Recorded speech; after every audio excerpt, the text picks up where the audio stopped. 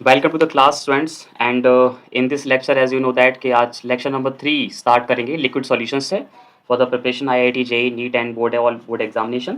तो आपको पता है अभी तक हम यहाँ पे 2 लेक्चर्स कंप्लीट कर चुके हैं। उनमें से हमने फर्स्ट लेक्चर में डिस्कस किया था कि what is the solution and the classification of solution, and second lecture में डिस्कस किया था कंसंट्रेशन क्या होती है सॉल्यूशन की, एंड कंसंट्रेशन से बेस्ड न्यूमेरिकल थे। और आज का एक इंपॉर्टेंट टॉपिक हम जो डिस्कस करने जा रहे हैं वो है बेटा हेनरीज लॉ। तो आज के इस लेक्चर में सबसे पहले डिस्कस करेंगे हेनरीज लॉ क्या होता है, उसकी एप्लीकेशंस क्या होती हैं, उन सब के बारे में हम लोग यहाँ पे डिस्कस करेंगे। ठीक है, सो लेट बिगिन, स्टार्ट करते हैं क्लास को बेटा।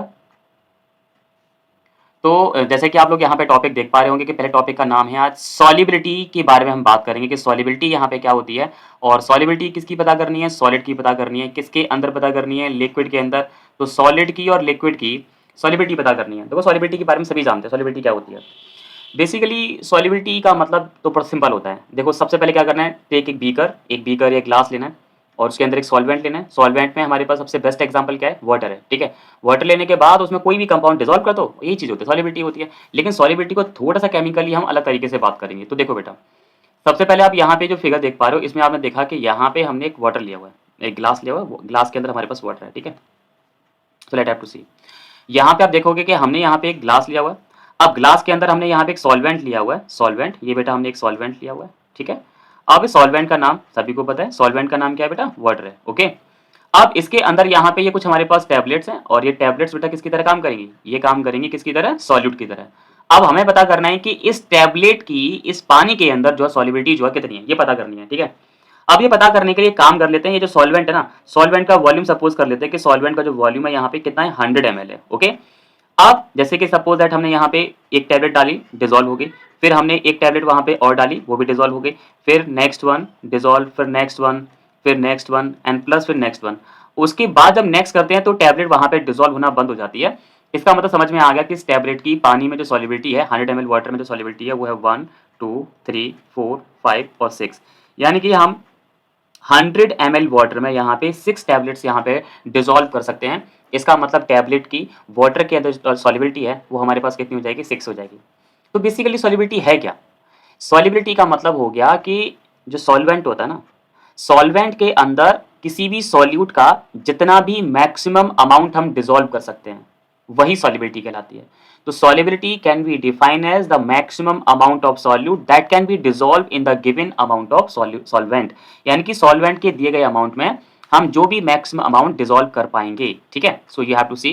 तो यहाँ पे आप देख पा रहे हो तो लिखा हुआ है मैक्सिमम अमाउंट, यानी कि जितना अधिक से अधिक अमाउंट हम यहाँ पे डिसॉल्व कर सकते हैं, maximum amount of solute which can be dissolve, जिसे हम घोल सकते हैं इन ए स्पेसिफाइड, स्पेसिफाइड का मतलब यहाँ फिक्स है, specified amount of solvent eight constant temperature is called the solubility. ठीक है ना, तो सॉल्युबिलिटी क्लियर हो गई भाई।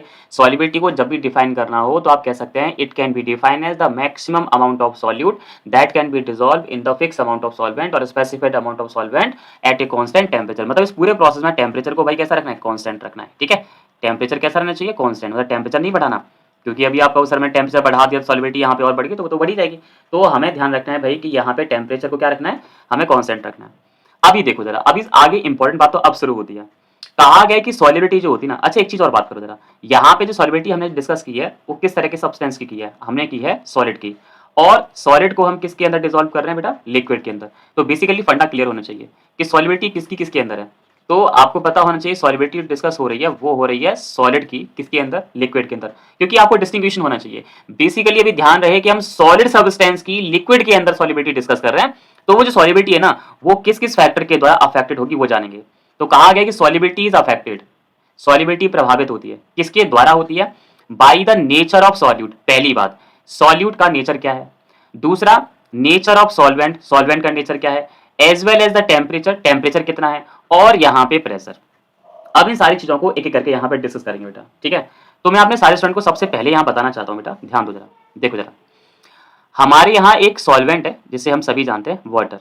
वाटर के बारे में ये कहा जाता है कि सबसे अच्छा सॉल्वेंट है, जिसे यूनिवर्सल सॉल्वेंट भी कहते हैं। अब वाटर की स्ट्रक्चर कुछ ऐसी होती है जिसमें ऑक्सीजन पर बेटा होता है पार्शियली नेगेटिव चार्ज और हाइड्रोजन पर होता है पार्शियली पॉजिटिव चार्ज। तो इस बिहाफ पे ये कहा जा सकता है कि जो सॉल्वेंट सर हमने जो लिया हुआ है, पानी जो लिया हुआ है, पानी के बारे में एक बहुत ही स्पेशल सी बात कही जाती है कि पानी जो है बेटा प्यारे बच्चों ध्यान रखना कि ये एक पोलर सॉल्वेंट है, क्योंकि इस मॉलिक्यूल के अंदर पोलैरिटी है। पोलैरिटी का मतलब पॉजिटिव और नेगेटिव चार्ज है। इसका मतलब ये जो सॉल्वेंट है बेटा वो यहाँ पे पोलर सॉल्वेंट है, ये ध्यान रखना होगा। Water is a polar solvent, ठीक है। वाटर कैसा है बेटा? पोलर सॉल्वेंट है, ओके। इतना करने के बाद अब यहाँ पे एक कंपाउंड और देख लो बेटा। एक कंपाउंड है हमारे पास NaCl करके कंपाउंड है, और NaCl में आप जानते हैं कि NaCl तो प्योरली आयनिक कंपाउंड है, क्योंकि यहाँ पे Cl नेगेटिव होता है और यहाँ पे क्या होता है, Na पॉजिटिव होता है। तो देखो जरा, अगर मैं इन दोनों के नेचर की बात करूंगा, दोनों की नेचर अगर जरा पता करेंगे तो देखो यहाँ पे इसकी जो नेचर है वो आयनिक है। अब आयनिक नेचर का मतलब ये है कि पॉजिटिव और नेगेटिव चार्ज है ना, और ये कैसी है, पोलर। पोलर का मतलब भी पॉजिटिव और नेगेटिव चार्ज होता है।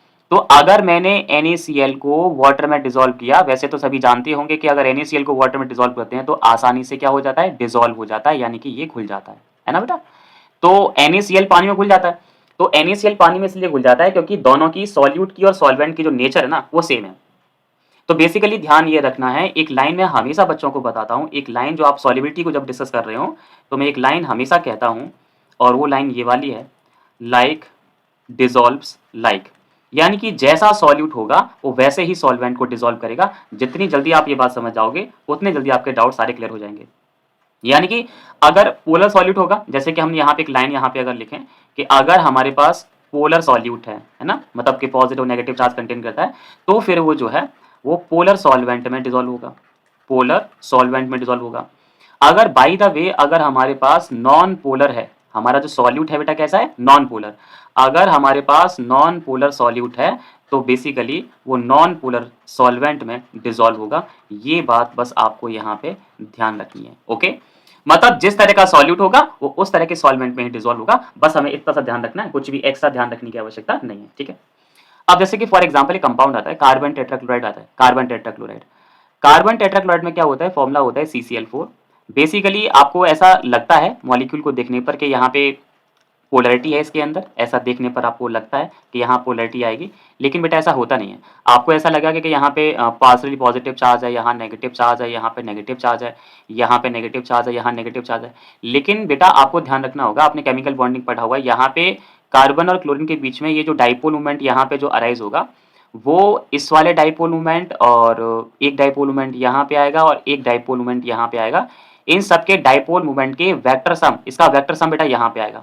तो इसका वेक्टर सम और इसका वेक्टर सम बराबर होता है, मतलब ओवरऑल ये जो मॉलिक्यूल जो होता है, CCl4 मॉलिक्यूल की बात करेंगे तो ओवरऑल ये मॉलिक्यूल जो होता है वो होता है नॉन पोलर। अब इस नॉन पोलर मॉलिक्यूल को अगर पानी में डिसॉल्व करने की कोशिश की तो ये कैसा होगा, ये सॉल्युबल सर नहीं होगा यहाँ पे। तो यहाँ पे ध्यान रखेंगे, do not dissolve, do not dissolve. और ये बात तो बहुत सिंपल सी होगी भाई, हम यहाँ पे जब हमने लिख दिया कि जो पोलर सॉल्यूट होगा तो वो पोलर सॉल्वेंट में ही डिसॉल्व होगा, और अगर हमारे पास नॉन पोलर सॉल्यूट है तो वो नॉन पोलर सॉल्वेंट में डिसॉल्व होगा। बस इतना आपको सॉल्युबिलिटी के विषय में बस इतना ध्यान रखना है, कुछ भी ज़्यादा ध्यान रखने की आवश्यकता नहीं है। क्वेश्चन आएंगे, फंसाएंगे, तो आपको क्या करना है कि just compare the nature of the solute and solvent. अगर सॉल्यूट की और सॉल्वेंट की नेचर अगर एक जैसी है तो डिसॉल्व हो जाएगा, लेकिन अगर सॉल्यूट और सॉल्वेंट की नेचर अलग अलग है तो वहां पे डिसॉल्व नहीं होगी। तो यहाँ पे भाई हमने सॉल्युबिलिटी को डिस्कस कर लिया। सॉल्युबिलिटी क्या थी, solubility can be defined as the maximum amount of solute that can be dissolve in the specified amount of solvent at the given temperature या एट अ कांस्टेंट टेम्परेचर, ठीक है। तो solubility होगी बेटा। आगे जैसा कि सभी को पता है टॉपिक का नाम था solubility of solid in liquid, यानी कि लिक्विड के अंदर हम सॉलिड की सॉल्युबिलिटी को कंपेयर कर रहे हैं। सो हाउ, देखो जरा लाइन साफ साफ लिखी हुई है। अगर मान लो कि हमारा पोलर सॉल्यूट है तो पोलर सॉल्यूट जो है सॉल्युबल होते हैं किसके अंदर, पोलर सॉल्वेंट के अंदर। मतलब सॉल्यूट अगर पोलर है तो पोलर सॉल्वेंट के अंदर डिसॉल्व होगा। और आगे बात कही गई है कि अगर हमारा जो सॉल्यूट है अगर वो नॉन पोलर नेचर का है, मतलब उसका कोई पॉजिटिव नेगेटिव चार्ज नहीं है, तो वो डिसॉल्व होगा किसके अंदर, नॉन पोलर के अंदर यहाँ पे डिसॉल्व होगा। ये बात आप बहुत अच्छी तरह से समझ गए हो। और ऐसा क्यों होता है, due to the similar intermolecular forces, क्योंकि दोनों के बीच में सिमिलर इंटरमॉलिक्यूलर फोर्सेज होते हैं, मतलब एक जैसे फोर्सेज होते हैं, ये आपको ध्यान रखना होगा, ठीक है। एक जैसे फोर्सेज होने की वजह से वो वहां पे सॉल्युबल हो जाता है। आगे ये लाइन बहुत इंपॉर्टेंट है, क्योंकि आगे जब क्वेश्चन करोगे ना आप लोग तो क्वेश्चन में ये लाइन आपका बहुत साथ देने वाली है। और ये लाइन क्या है वो जरा समझो जरा ध्यान से। देखो बेटा, यहाँ पे कहा गया कि जब एक सॉलिड सॉल्यूट को हम डिसॉल्व करते हैं सॉल्वेंट के अंदर तो क्या होता है, फॉलोइंग इक्विलिब्रियम इज एग्जिस्ट। तो आप इस चीज को ध्यान रखो, क्योंकि ये आगे बहुत सारे क्वेश्चन यहाँ पे आपसे करवाने वाली है, वो ध्यान रखो जरा। तो हमने ध्यान रखना है कि जब किसी सॉल्यूट को और सॉल्वेंट को दोनों को मिक्स करते हैं तो मिक्स करने के बाद क्या बनता है भाई, सॉल्यूशन बनता है। तो सॉल्यूशन और सॉल्यूट और सॉल्वेंट के बीच में यहाँ पे एक इक्विलिब्रियम स्टेट आ जाती है, जो कि ध्यान रखने कि इनके बीच में इक्विलिब्रियम होना जरूरी है, क्योंकि सॉल्यूशन जब ही बनेगा जब इन दोनों के बीच में क्या होगी, इक्विलिब्रियम होगी। आगे पढ़ लेते आगे कहा गया कि सॉलिबिलिटी ऑफ सॉलिड, मतलब किसी भी सॉलिड की जो सॉलिबिलिटी है, is affected by the temperature, मतलब टेम्परेचर के द्वारा अफेक्टेड होती है, एंड प्रेशर, टेम्परेचर के द्वारा और प्रेशर के द्वारा अफेक्टेड होती है, लेकिन अकॉर्डिंग टू द ले चेटेलियर प्रिंसिपल, ले चेटेलियर प्रिंसिपल के अकॉर्डिंग यहाँ पे अफेक्टेड होती है। अब वो देखेंगे कैसे होती है, जस्ट लाइक सी। देखो बेटा, इसको ले चेटेलियर प्रिंसिपल को समझाते हैं। आप सभी ने ले चेटेलियर प्रिंसिपल पढ़ा होगा, तो मैं अगर यहाँ एक बात कहूँ, जैसे सपोज दैट बेटा, मान लो कि मेरे पास ना एक सॉलिड है, ओके। अब मैंने इस सॉलिड को किसी भी सॉल्वेंट में डिसॉल्व किया। अब जैसे ही मैंने इसको इसमें डिसॉल्व किया तो मैंने ये देखा कि यहाँ पे इन दोनों के बीच में एक एंडोथर्मिक रिएक्शन होती है। एंडोथर्मिक रिएक्शन है ना, कौन सी रिएक्शन होती है बेटा, एंडोथर्मिक रिएक्शन होती है। एंडोथर्मिक रिएक्शन का मतलब है इसको इसमें डिसॉल्व करने पर हीट को एब्जॉर्ब किया जा रहा है, यानी कि जो सॉल्यूट है ना वो हीट क्या कर रहा है बेटा, हीट को एब्जॉर्ब कर रहा है। कौन कर रहा है, सॉलिड सब्सटेंस कर रहा है जब उसे सॉल्वेंट के अंदर डाला जाता है, ठीक है। मतलब कि यहाँ पे जो है वो एक एंडोथर्मिक रिएक्शन हो रही है, ओके। इतना करने के बाद एक हमारे साइंटिस्ट थे ले चेटेलियर, जिनके बारे में सभी आप जानते होंगे, क्लास 11th में आपने इनके बारे में पढ़ा है। तो अगर हम ले चेटेलियर की बात करेंगे तो उन्होंने कहा था कि अगर मान लो कि आपके पास कोई इक्विलिब्रियम है, ठीक है, ये इक्विलिब्रियम का साइन होता है। इक्विलिब्रियम इज शिफ्टेड, मतलब इक्विलिब्रियम अगर अगर अटेन हो चुकी है किसी भी जगह, अगर किसी भी जगह इक्विलिब्रियम अगर अटेन हो गई है तो equilibrium shifted in the direction, in the direction, in the direction of, in the direction of endothermic reaction, in the direction of endothermic reaction। ये बेटा आपको ध्यान रखना होगा। मतलब ले चेटल ने ये कहा था कि अगर मान लो किसी भी तरह की इक्विलिब्रियम स्टेट आ गई है और अब उस इक्विलिब्रियम, आपको पता है इक्विलिब्रियम तो बैलेंस होता है, अब इक्विलिब्रियम तो राइट भी शिफ्ट हो सकती है, लेफ्ट भी शिफ्ट हो सकती है, तो किस तरफ वो शिफ्ट होगी ये डिपेंड करेगा कि आप उसे हीट दे रहे हो, तो हीट देने के बाद वो एंडोथर्मिक रिएक्शन है या फिर एक्सोथर्मिक रिएक्शन है। अभी आपने एक चीज सीखी थी, मैंने कहा था कि ये क्वेश्चन बहुत हेल्प करेगा, तो आपने अभी सीखा था कि जब हम किसी सॉलिड सब्सटेंस को, अगर सॉलिड की जगह अगर हम यहाँ सॉल्यूट ले लेंगे तो थोड़ा ठीक लगेगा, अगर किसी सॉल्यूट को हम जब सॉल्वेंट में डिसॉल्व करते हैं बेटा, तो डिसॉल्व करने के बाद आपने अभी सीखा था कि इन दोनों के बीच में क्या आ जाती है, इक्विलिब्रियम आ जाती है, और इक्विलिब्रियम आने के लिए यहाँ पे क्या बन जाता है, सोल्यूशन बन जाता है। बेसिकली आपने जो ऊपर एग्जांपल लिया उस एग्जांपल में आप ये मान के चले हो कि जब इस सॉलिड सब्सटेंस को इस सॉल्वेंट में डिसॉल्व किया जाता है तो हीट एब्जॉर्ब हो रही है, यानी कि टेस्ट ट्यूब जो है वो कूल हो जाती है, टेस्ट ट्यूब जो है वो ठंडी हो जाती है ना, टेस्ट ट्यूब कूल हो जाती है। तो अगर मैं बात करूं कि फॉरवर्ड डायरेक्शन में, अगर मैं बात करूं मतलब इस डायरेक्शन की बात करता हूं, मतलब फॉरवर्ड डायरेक्शन में, फॉरवर्ड डायरेक्शन में कब हो रही है, जब सॉल्यूट को सॉल्वेंट में डिसॉल्व करके क्या बनाया जा रहा है, सॉल्यूशन। तो सॉल्यूशन बनने के केस में यहाँ पे हीट को एब्जॉर्ब किया जा रहा है, तो यहाँ पे बेटा हीट एब्जॉर्ब हो रही है, और हीट एब्जॉर्ब का मतलब यह है कि रिएक्शन जो है वो क्या है, एंडोथर्मिक रिएक्शन है। कैसी है बेटा, एंडोथर्मिक रिएक्शन है। अब मतलब ऑलरेडी जब किसी सब्सटेंस को, सॉलिड सब्सटेंस को सॉल्वेंट में डिसॉल्व कर रहे हैं तो पहले ही वो हीट ऑब्जर्व कर रहा है। और अगर क्या होगा कि मतलब मैंने क्या किया, इस सॉल्यूशन बनने की प्रोसेस में मैंने यहाँ पे टेस्ट ट्यूब को बीकर पे, या टेस्ट ट्यूब को या बीकर को बर्नर पे रख के गर्म और कर दिया। अब गर्म करने का मतलब क्या है कि हम यहाँ पे ये कर रहे हैं, हीट को सप्लाई कर रहे हैं। अब गर्म करने का मतलब ये है कि बेटा हीट सप्लाई कर रहे हैं, और हीट सप्लाई करने का मतलब ये हो गया कि हम उसे हीट दे रहे हैं, और उसे हीट देंगे तो वो क्या करेगा, हीट को एब्जॉर्ब करेगा, और हीट एब्जॉर्ब करेगा तो कौन सी रिएक्शन होगी, एंडोथर्मिक, यानी कि जो इक्विलिब्रियम इनके बीच में आ गई है वो एंडोथर्मिक की डायरेक्शन में यहाँ पे शिफ्ट होगी, यानी कि गर्म करने पर सॉल्यूशन और तेजी से बनना चाहेगा और जल्दी से बनना चाहेगा। इसका मतलब ये होगा कि सॉल्यूशन जब जल्दी से बनना चाहेगा तो सॉल्यूट की सॉल्वेंट में जो सॉल्युबिलिटी है वो इंक्रीज हो जाएगी। तो यहाँ पे ले चेटल का मतलब ये वाला है, यानी कि जब देखो ले चेटल का जो पॉइंट नंबर 1 था वो ये था कि अगर इक्विलिब्रियम अटेन हो चुकी है, और आपको पता है कि यहाँ पे सॉल्यूट, सॉल्वेंट और सॉल्यूशन के बीच में इक्विलिब्रियम आ गई है। अब इक्विलिब्रियम ये केवल इसी इक्विलिब्रियम पे नहीं, चाहे कोई भी इक्विलिब्रियम शिफ्ट हो, सिस्टम हो, उस पर यही ले चेटल प्रिंसिपल लगता है कि इक्विलिब्रियम में अगर आप टेम्परेचर बढ़ाते हो तो इक्विलिब्रियम इस यहाँ पे जैसे को मान लो कि इक्विलिब्रियम कब शिफ्टेड हुई है, जब आप टेम्परेचर को यानी कि टी को इंक्रीज कर रहे हो।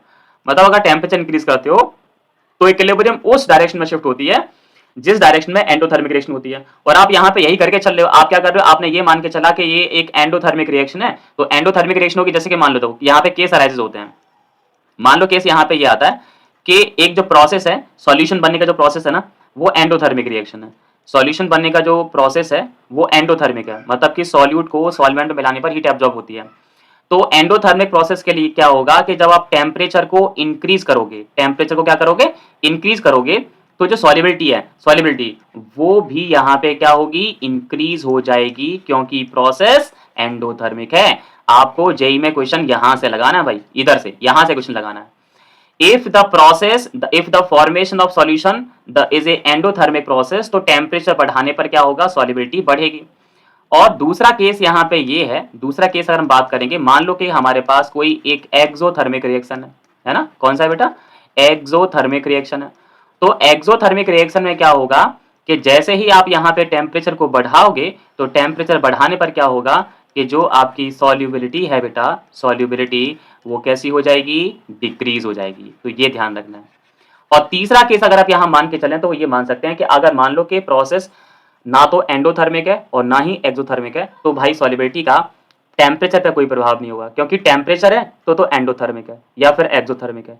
एंडोथर्मिक प्रोसेस है तो टेम्परेचर बढ़ाने से सॉल्युबिलिटी बढ़ जाएगी, और प्रोसेस अगर एक्सोथर्मिक है तो टेम्परेचर बढ़ाने से सॉल्युबिलिटी डिक्रीज हो जाएगी। क्लियर है।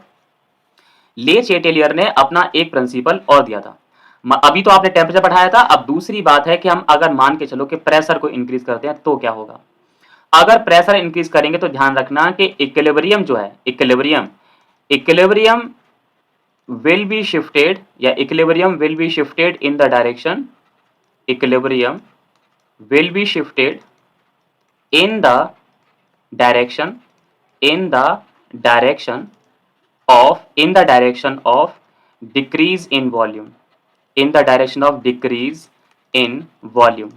इसका मीन समझो बेटा, इसका मीन ये है कि अगर आप किसी इक्विलिब्रियम सिस्टम पे प्रेशर बढ़ा रहे हो, पहले टेम्परेचर बढ़ाया था, अब प्रेशर बढ़ा रहे हैं, तो प्रेशर बढ़ाने पे क्या होगा कि इक्विलिब्रियम उस डायरेक्शन में शिफ्ट होगी जिस डायरेक्शन में वॉल्यूम इंक्रीज होगा, सॉरी डिक्रीज होगा।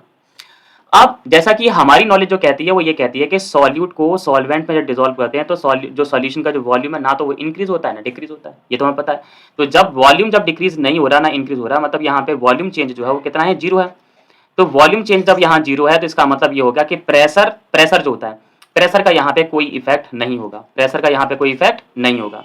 और दूसरी चीज हम एक भी जानते हैं कि भाई जो सॉलिड सब्सटेंस होते हैं ना वो कैसे होते हैं, सॉलिड जो होते हैं वो इनकम्प्रेसिबल होते हैं, सॉलिड को दबाया नहीं जा सकता, इसलिए यहाँ पे प्रेशर का यहाँ पे कोई भी इफेक्ट नहीं पड़ेगा, ये ध्यान रखेंगे। तो टेम्परेचर का इफेक्ट समझ लिया बेटा। टेम्परेचर का इफेक्ट ये था कि टेम्परेचर बढ़ाने पर अगर यहाँ पे सॉल्यूशन बनने वाला जो प्रोसेस है वो एंडोथर्मिक है तो सॉल्युबिलिटी बढ़ेगी टेम्परेचर बढ़ाने पर, और अगर यहाँ पे सॉल्यूशन बनने का प्रोसेस एक्सोथर्मिक है तो टेम्परेचर बढ़ाने पर सॉल्युबिलिटी डिक्रीज होगी, और प्रेशर का यहाँ पे कोई भी इफेक्ट पड़ने वाला नहीं है। टेम्परेचर का प्रेशर का कोई इफेक्ट नहीं होगा, क्योंकि यहाँ पे सॉलिड कैसे होते हैं, इनकम्प्रेसिबल होते हैं, ये आपको ध्यान रखना होगा। ठीक है बेटा, आगे चलते हैं बेटा। आगे अब नेक्स्ट प्रोसेस आता है solubility of gases in liquid, है ना। तो देखो जरा, अब हमें यहां समझना होगा कि जैसे कि कुछ गैसेस हैं, सर्टेन गैसेस, कुछ गैसेस हैं हमारे पास हाईली सॉल्युबल, जो पानी में बहुत ज्यादा सॉल्युबल है, ये जैसे कि अमोनिया हो गया, है ना, HCl हो गया, और कार्बन डाइऑक्साइड गैस हो गया, ये कुछ ऐसी गैसेस हैं पानी में काफी ज्यादा सॉल्युबल हो जाती है, मतलब काफी ज्यादा सॉल्युबल हैं। ठीक है। एंड सर्टेन गैसेस, और कुछ गैसेस ऐसी भी हैं जो कि बहुत कम सॉल्युबल है पानी के अंदर, जैसे कि ऑक्सीजन गैस हो गई, नाइट्रोजन हो गई, हीलियम हो गई, etcetera. And solubility of gases, gas की सॉल्युबिलिटी बात करेंगे तो अफेक्टेड बाय द प्रेशर।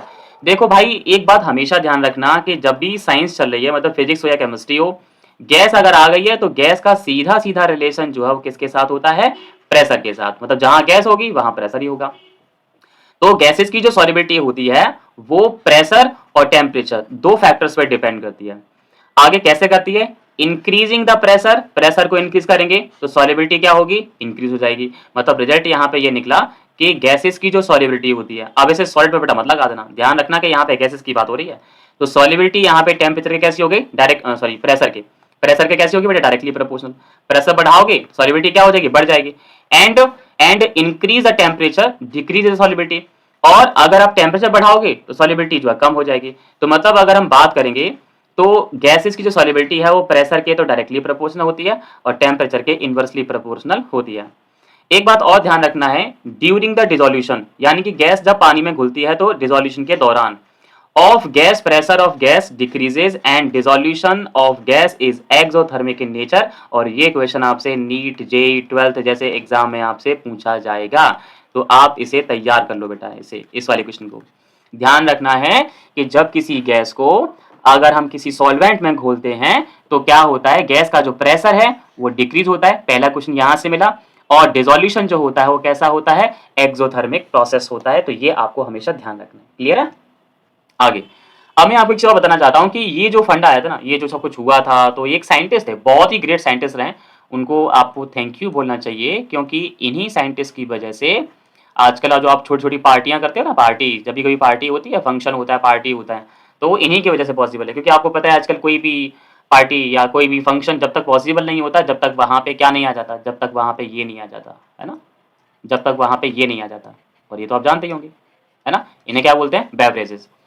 तो कोई भी पार्टी कंप्लीट ही नहीं है जब तक वहां पे बेवरेज नहीं होगा। बेवरेज जैसे कि हमारे पास कोका कोला हो गया, थम्स अप हो गया, स्प्राइट हो गया, and so many beverages we are using in the parties, है ना। तो बेवरेज बनाना पहली बार सिखाया ही हेनरी ने था।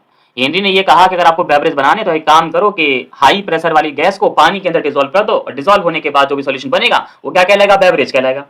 अब क्योंकि हम डिसॉल्व किसको कर रहे हैं, हम डिसॉल्व कर रहे हैं भाई, किसको डिसॉल्व कर रहे हैं, हम डिसॉल्व कर रहे हैं गैस को, किसके अंदर डिसॉल्व कर रहे हैं, पानी के अंदर।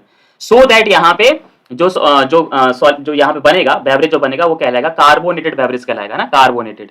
तो आप आज एक शब्द सीख लीजिए, एक शब्द होता है कार्बोनेटेड, है ना, कार्बोनेटेड बेवरेजेस, है ना। अब ये कार्बोनेटेड बेवरेजेस क्या होते हैं, जिनमें CO2 जो है पानी के अंदर घुली हुई होती है। सबसे अच्छा एग्जांपल क्या है, सोडा वाटर हो गया, है ना, सोडा वाटर ले लीजिए, थम्स अप ले लीजिए, स्प्राइट ले लीजिए, कोका कोला ले लीजिए। तो ये सब के सब जो है वो क्या कहलाते हैं, कार्बोनेटेड बेवरेज कहलाते हैं। अब कैसे वहां डिस्कस किया वो देखो जरा, हेनरी लॉ की बात करते हैं। तो हेनरी लॉ में कहा गया इट कैन बी स्टेटेड, इसे समझाया जा सकता है एट कांस्टेंट टेम्परेचर, अगर टेम्परेचर कांस्टेंट हो तो सॉलिबिलिटी जो होती है किसकी, गैस की, in a liquid is directly proportional to the partial pressure of the gas present above the surface of the liquid और सॉल्यूशन। तो हेनरी का एक छोटा छोटा सीधा सा स्टेटमेंट था भाई। हेनरी ने यह कहा था किसी भी गैस की सॉलिबिलिटी, किसी भी गैस की सॉलिबिलिटी उस गैस के पार्शियल प्रेशर के डायरेक्टली प्रोपोर्शनल होती है, बस इतना सा कहा था कांस्टेंट टेम्परेचर पर। अब ये क्वेश्चन यहाँ पे करते हैं, जैसे कि मान लो कि हमारे पास कोई बीकर है या एक ग्लास है, ग्लास में हमने पानी रखा हुआ है। अगर मैं आपसे ये पूछता हूँ कि उस ग्लास के अंदर जो पानी है क्या उसमें ऑलरेडी कुछ गैसें डिजोल्व हैं, घुली हुई हैं, तो आपका आंसर आएगा यस और नो। तो ध्यान रखना कि एक नॉर्मल ग्लास के अंदर भी गैसेस डिजोल्व होती हैं, और हमने जाना कि गैसेस की वाटर के अंदर जो सॉलिबिलिटी होती है वो प्रेशर पे डिपेंड करती है। अब आप ये कहेंगे कि सर आपने कहा कि ग्लास के अंदर पानी है और उसमें गैसेस डिजोल्व हैं, तो हमने तो कोई प्रेशर लगाया नहीं लेकिन फिर भी वहां पे गैसेस डिजोल्व हैं। तो उसका रीजन ये होता है कि अगर हमने कोई प्रेशर अप्लाई नहीं किया लेकिन यूनिवर्सल प्रेशर तो हम पे काम कर रहा है ना, जैसे हम लोग क्या बोलते हैं, एटमॉस्फेरिक प्रेशर बोलते हैं, याद है ना आप लोग को। और एटमॉस्फेरिक प्रेशर की वैल्यू कितनी होती है, 1 atm। तो इस 1 atm प्रेशर की वजह से ग्लास में जो पानी भरा है उसके अंदर भी गैसेस डिजोल्व हैं, ऑलरेडी वहां पे डिजोल्व है। ठीक है बेटा, ये ध्यान रखेंगे। अब बस इतना है कि अगर आपको सॉलिबिलिटी और बढ़ानी है तो प्रेशर और बढ़ा दो, प्रेशर जैसे बढ़ेगा सॉलिबिलिटी बढ़ जाएगी, बस इतना ध्यान रखना है। आप क्या करेंगे, इसका एक मैथमेटिकल यहाँ पे एक्सप्रेशन निकालेंगे और आपको बहुत अच्छे से ध्यान रखना है क्या है वो देखो जरा। देखो स्टूडेंट्स, हेनरी ने अपने स्टेटमेंट में ये कहा कि सबसे पहले अगर हम यहाँ पे हेनरी लॉ की बात कर रहे हैं, हेनरीज लॉ, हेनरीज लॉ, तो अगर हम हेनरीज लॉ की बात करेंगे सबसे पहले हमें ध्यान रखना है कि टेम्परेचर को तो कांस्टेंट कर देना है। तो यहाँ पे लिखा हमने एट कांस्टेंट टेम्परेचर, तो टेम्परेचर को तो भाई हमने कर लिया कांस्टेंट, ठीक है। अब उन्होंने आगे की लाइन में ये कहा कांस्टेंट टेम्परेचर पे सॉल्युबिलिटी जो होती है, solubility, solubility of gas, solubility of gas is directly proportional to the partial pressure, to the partial pressure, ये कहा भाई to the partial pressure of gas, ये कहने की कोशिश की बेटा, ठीक है। सॉलिबिलिटी जो होती है वो गैस के पार्शियल प्रेशर के डायरेक्टली प्रोपोर्शनल होती है। सबसे पहला हेनरी का जो स्टेटमेंट था वो ये था। तो हमने डेफिनेशन को एक रिलेशन के रूप में यहाँ पे लिख दिया, solubility of gas is directly proportional to the partial pressure of gas, okay. इतना करने के बाद आपको और क्या समझना है, आपको ये समझना है बेटा कि हमने समझा कि भाई सॉलिबिलिटी जो होती है वो पार्शियल प्रेशर के डायरेक्टली प्रोपोर्शनल होती है, ठीक है। अब मैं आपको एक चीज बताने वाला हूं वो बहुत इंपॉर्टेंट है न्यूमेरिकल के लिए। क्या है, जब भी न्यूमेरिकल सॉल्युबिलिटी की बात करें, किसकी बात करें, सॉल्युबिलिटी की, तो आप समझ जाओ कि सॉल्युबिलिटी को, जैसे कि मैंने आपको कंसंट्रेशन का मेथड सिखाया ना, तो कंसंट्रेशन काफी टाइप की थी, molarity, molarity, normality, mole fraction. तो आपको ध्यान रखना है कि हेनरी लॉ जो सॉल्युबिलिटी की बात करता है, सॉल्युबिलिटी का मतलब आज ही हमने पढ़ा है the amount of maximum amount of solute. तो सॉल्युबिलिटी का सीधा सीधा रिलेशन जो होता है वो होता है मोल फ्रैक्शन से, एक्स जी, यानी कि गैस का जो मोल फ्रैक्शन है वही उसकी सॉल्युबिलिटी कहलाती है। अगर मान लो कि अगर आपसे क्वांटिटी पूछी गई है, क्या पूछा गया बेटा, क्वांटिटी, ये रिलेशन ध्यान रखना न्यूमेरिकल करने हैं तो क्वांटिटी पूछी गई है, तो आप ये समझो कि आपने गैस के मोल पूछे हैं, मोल, तो यहाँ एन का मतलब तो यहाँ मोल से है। तो अगर क्वांटिटी पूछता है तो आप मोल निकालो, और अगर आपसे सॉल्युबिलिटी पूछता है तो वहां पे मोल फ्रैक्शन निकालो। ये बातें आपको ध्यान रखनी होंगी, ठीक है। आगे देखो जरा, अब इसको मैथमेटिकल एक्सप्रेशन दे देते हैं बेटा। तो हुआ तो ये था कि जो सॉल्युबिलिटी यहाँ पे जो दिख रही है, सॉल्युबिलिटी को किससे शो करेंगे बेटा, एक्स से। अब किसकी सॉल्युबिलिटी है भाई, गैस की, तो X state of G directly proportional, partial pressure क्या होगा, पी होगा, और यहाँ पे क्या होगा, स्टेट ऑफ जी। अभी क्या होगा, डायरेक्टली प्रोपोर्शनल जब यहां से हटाएंगे तो X state of G equals to एक कांस्टेंट आएगा, प्रोपोर्शनलिटी कांस्टेंट के आएगा, और यहाँ पे पी आ जाएगा, और यहाँ पे स्टेट ऑफ जी। तो यहाँ पे एक रिलेशन ये निकल के आता है, मतलब ये इसकी एक मैथमेटिकल एक्सप्रेशन है हेनरी लॉ की। अब ये काम कर लेते हैं, इस प्रोपोर्शनल कांस्टेंट को लेफ्ट हैंड साइड में ट्रांसफर कर लेते हैं। तो कितना हो जाएगा, X state of G dot one upon K is equal to partial pressure of gas, ये आ जाएगा। अब एक काम कर, दोनों की साइड एक्सचेंज कर लो, तो दोनों की साइड, तो साइड जब एक्सचेंज करेंगे तो यहां पे मिलेगा आपको partial pressure of gas is equal to one upon K, और यहाँ पे एक्स स्टेट ऑफ यहाँ पे जी, ठीक है, ये हो गया।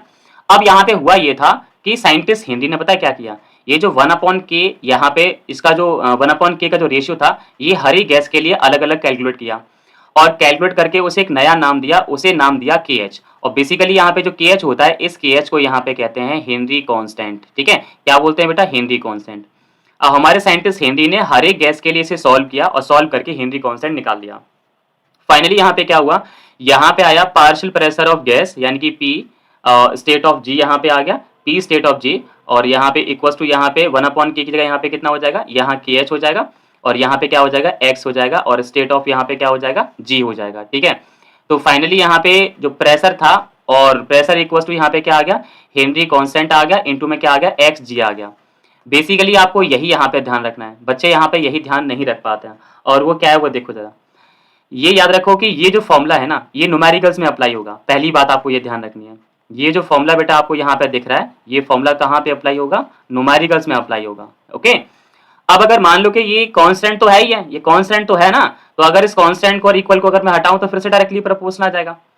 तो अब आपको ध्यान रखना है कि P डायरेक्टली प्रोपोर्शनल कितना हो गया, एक्स स्टेट ऑफ जी के, यानी कि partial pressure directly proportional to the gas. Partial pressure directly proportional क्या आ गया बेटा हमारे पास, गैस के डायरेक्टली प्रोपोर्शनल आ गया, ठीक है।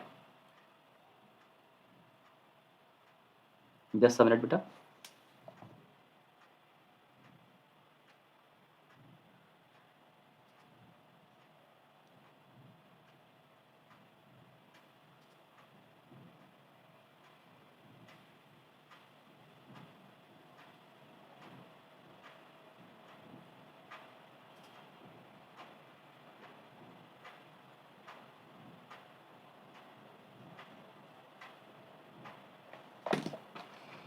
Late me check.